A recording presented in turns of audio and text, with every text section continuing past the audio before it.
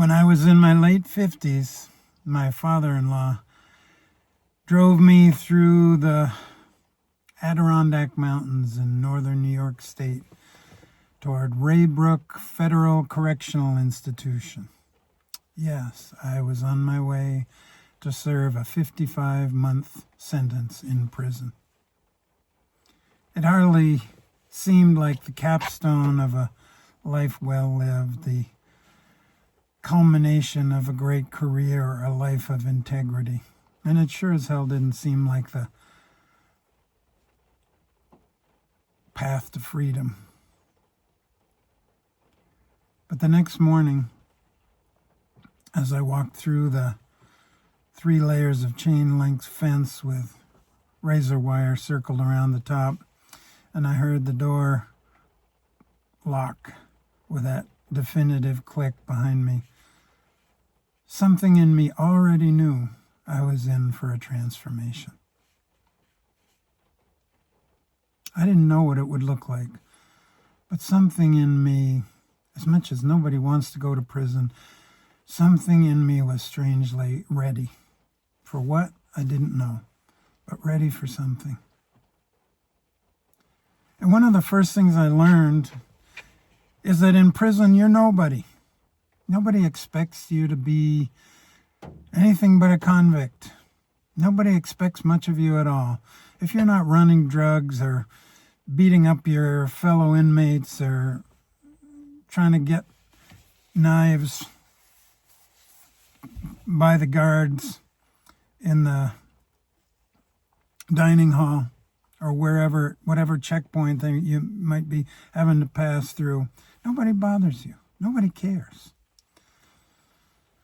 I remember at one point when I expressed my displeasure about something to a guard, he said, "Parker, I have two jobs here. One is to keep you alive, and one is to make sure you don't escape. Other than that, I don't give a F what happens to you." And I didn't like that, of course, but it turned out there was a strange kind of freedom in it. A freedom to explore and to be whatever I was underneath all those ultimately phony ways that I had tried to present myself to the world. I was just an inmate. I got locked in my cell every night the same as every other inmate. I had to go do my prison job like every other inmate. When I went to the visiting room, I had to strip down all the way down butt naked like every other inmate. I was just an inmate. But with all those expectations removed, somehow there was a deep breath that happened, and I began to ask, who am I? Who am I in relation to myself? Who am I in relation to all these other guys I'm suddenly living with? And I was curious. I was curious about guys that I was suddenly friends with, guys I never would have met in a million years if I hadn't gone to prison. I remember a friend of mine, I think he was from Roxbury, Mass., just telling me about what it was like growing up in a black community in Roxbury. The violence, the drugs, the father who he never knew except that he beat up his mother before this guy was even born. And he described it as his father tried to kill him before he even was born. I made friends with people. I listened to stories. I heard things. I played softball with a guy who was supposedly big in the Italian mafia in New York City. We made friends. He asked me if I'd buy him laundry detergent at the commissary because they wouldn't let the guys. I was in a minimum security unit in a medium security prison, and they wouldn't let them get laundry detergent for some reason, but as a minimum security inmate, I could get it. So I bought him laundry detergent. I made friends with all kinds of people. I listened. I decided what was important to me. If we got locked in our cells, I would sit and meditate or read or just be quiet or just feel whatever it was I was feeling. When I played softball, I made friends with people and I played like a little kid. I played with a kind of freedom. Because I was nobody, I got to be anybody I wanted to be. When I got mad when I was playing softball. I was the first baseman because I could catch really well, but I was older and slower. And I got a reputation of being able to scoop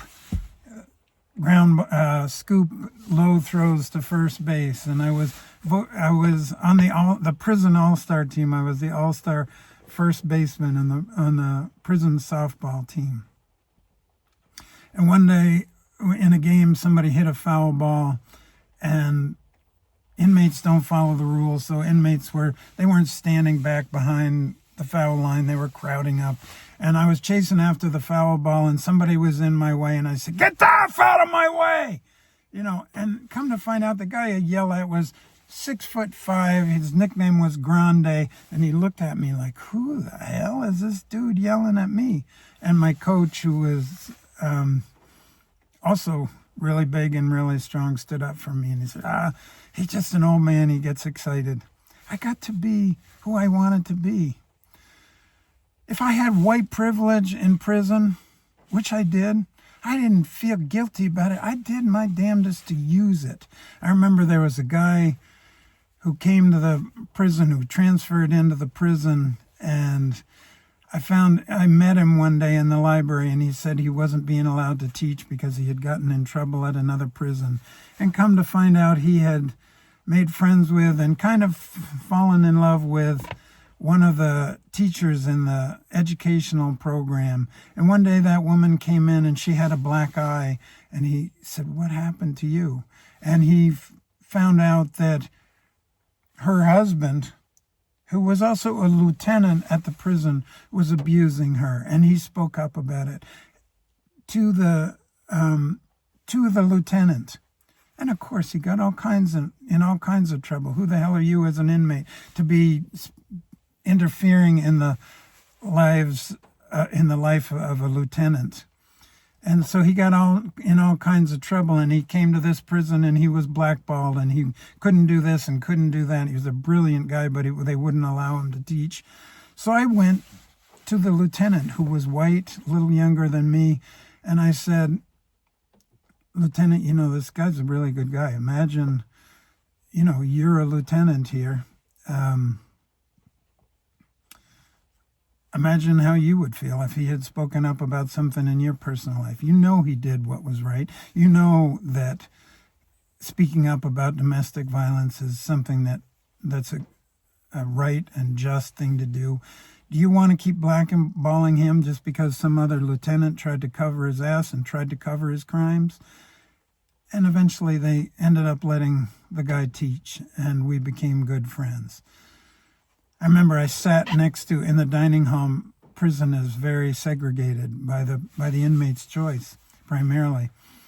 And I was sitting in the white section, and in the white section next to my table was the white gay table. There were several white gay people who sat there, and they were tolerated, and the gay oppression in prison I did not experience to be that strong during the time that I was there.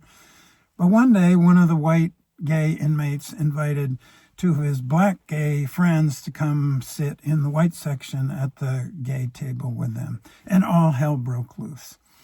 And everybody who was sitting at my table got up and left. And somebody from another table came to me and said, "You need to take care of this. And you need to tell these guys they can't sit in this section." And I just looked at him and I said, "Who the hell are you to decide who can sit in this section or not? Is this your table? Is this my table? And do not tell me how to live my life as an inmate here. This isn't my table. It isn't your table, and I'm not gonna do your dirty work. And if the price of being your friend is to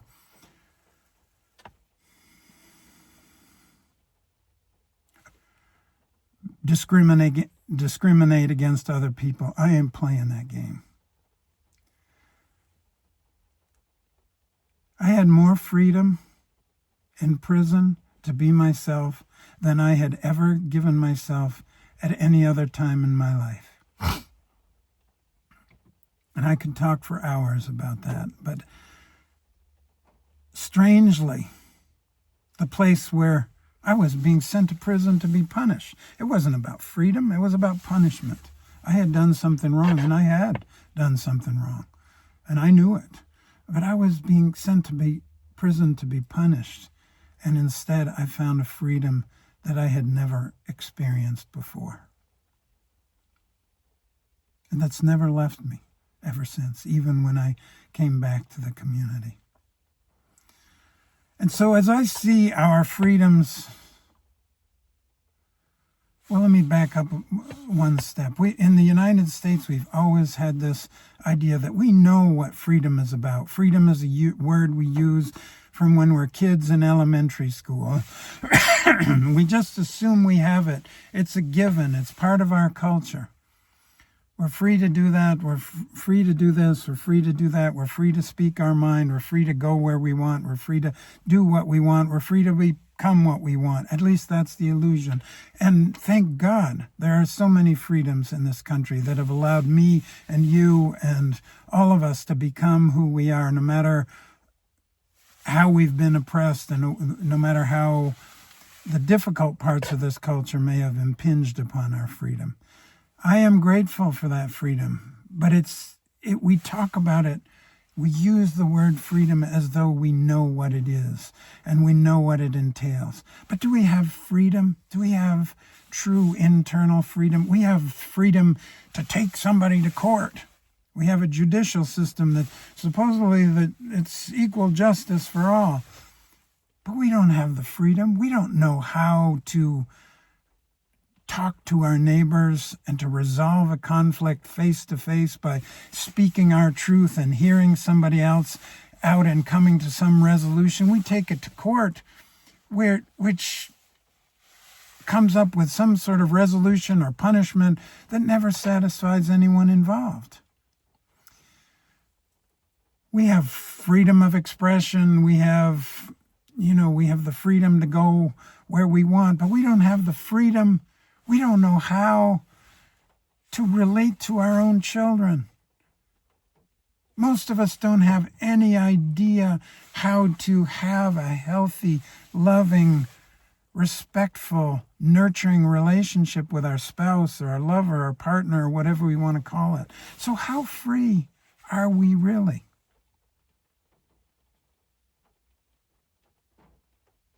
And how much is our country really nurturing the freedom of other countries?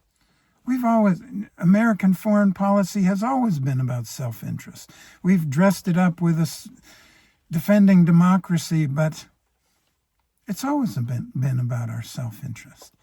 So what I see now as what we have defined as our freedoms are being taken away is the opportunity. It's very similar opportunity to what I experienced in prison. Yes, there are really dangerous things happening, and they have great impact on a lot of people, and they are very likely to have an even greater impact on a lot of people. But there is in that the opportunity to recognize the tremendous freedom that we have, even as these pseudo-freedoms or more superficial freedoms appear to be taken away from us. What is this freedom within us? What is this inalienable freedom that we all carry inside of us that can find a way to express itself, to be itself, to be creative, to be loving even in unloving circumstances? What is this freedom? And how do we access it? Will we get this freedom if we elect Democrats to the a majority of Democrats to the U.S. House in the next election? No, we won't.